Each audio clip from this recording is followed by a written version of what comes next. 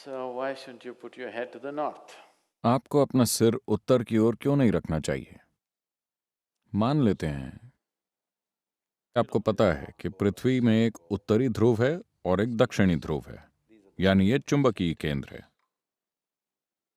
और आप ये भी जानते हैं कि धरती के पूरे भूखंड, Whole continents. पूरे महाद्वीप धीरे धीरे उत्तर की ओर खिसक रहे हैं, वो चल रहे हैं।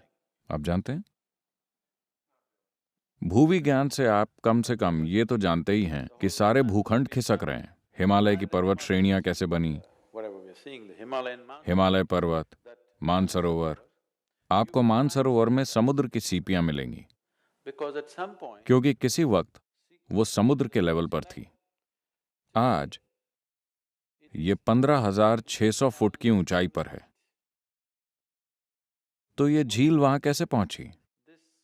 एक समय ये समुद्र के लेवल पर थी और आज वहां पहुंच गई है, क्योंकि असल में पूरा भारतीय उपमहाद्वीप सेंट्रल एशियन प्लेट से टकरा रहा है और इसी वजह से हिमालय के पहाड़ अब भी ऊंचे होते जा रहे हैं। ये बस उठते जा रहे हैं एक टकराव के कारण। आपने कारों का ढेर लगना देखा है? बस वैसे ही है, भारत भी टकरा रहा है।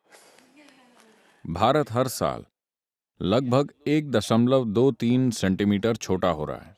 मुझे बिल्कुल सही आंकड़ा नहीं पता, लेकिन ये लगभग उस रेंज में है। every year, हर साल भारत 1.23 सेंटीमीटर का इलाका खो रहा है, क्योंकि ये हिमालय श्रृंखला से टकरा रहा है और वहां पर ढेर लग रहा है, क्योंकि उत्तरी ध्रुव का चुंबकीय आकर्षण धीरे धीरे सारे भूखंडों को ऊपर खींच रहा है।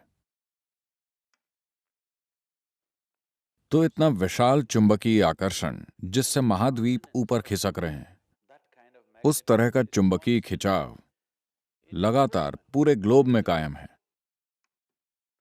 मान लीजिए आपको थोड़ा सा एनीमिया है। अगर आप डॉक्टर के पास जाते हैं तो वो आपके लिए क्या प्रिस्क्राइब करेंगे? तो इसका मतलब यह आपके खून का एक महत्वपूर्ण हिस्सा है। हाँ, तो अगर आपके शरीर में आयन तैर रहा है और मैं आपके सिर पर एक शक्तिशाली चुंबक लगा दूं, तो हो सकता है कि धीरे धीरे खून उस दिशा में जाने लगे, है ना? मान लीजिए कि ये चुंबक बहुत ही शक्तिशाली है, तो ये खून को धीरे धीरे ऊपर खींचने लगेगा, क्योंकि खून में आयरन मौजूद है।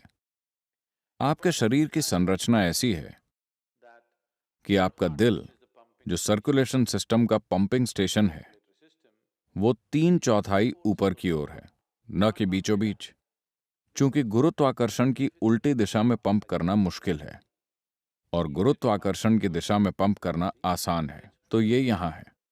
आमतौर पर जो भी खून की नसें नीचे की ओर जा रही हैं वो मोटी हैं, और जो नसें ऊपर की ओर आ रही हैं वो काफी पतली हैं। यहां तक पहुंचते पहुंचते वो लगभग बाल की तरह पतली हो जाती हैं, इतनी बारीक कि आपके मस्तिष्क का सर्कुलेशन सिस्टम ऐसा है कि अगर उसमें एक भी बूंद ज्यादा चली गई तो ब्रेन हैमरेज हो जाएगा, लोगों को स्ट्रोक हो जाता है।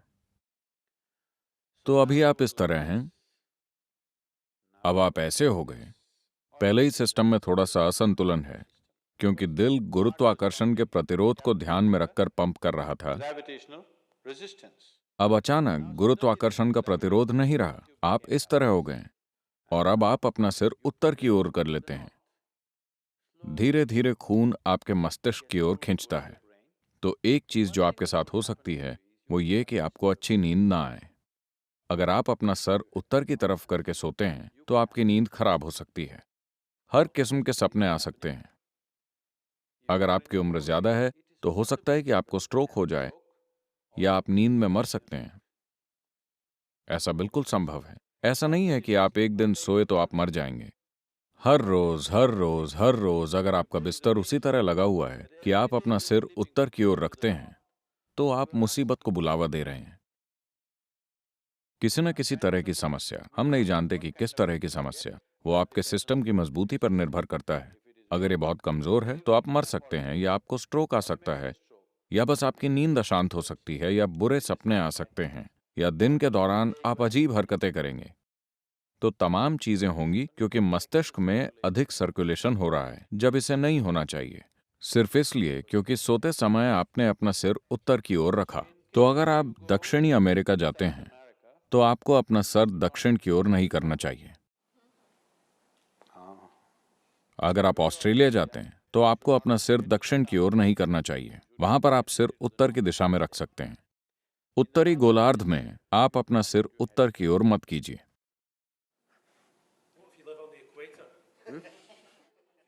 आप एक सुई की तरह गोल घूम सकते हैं।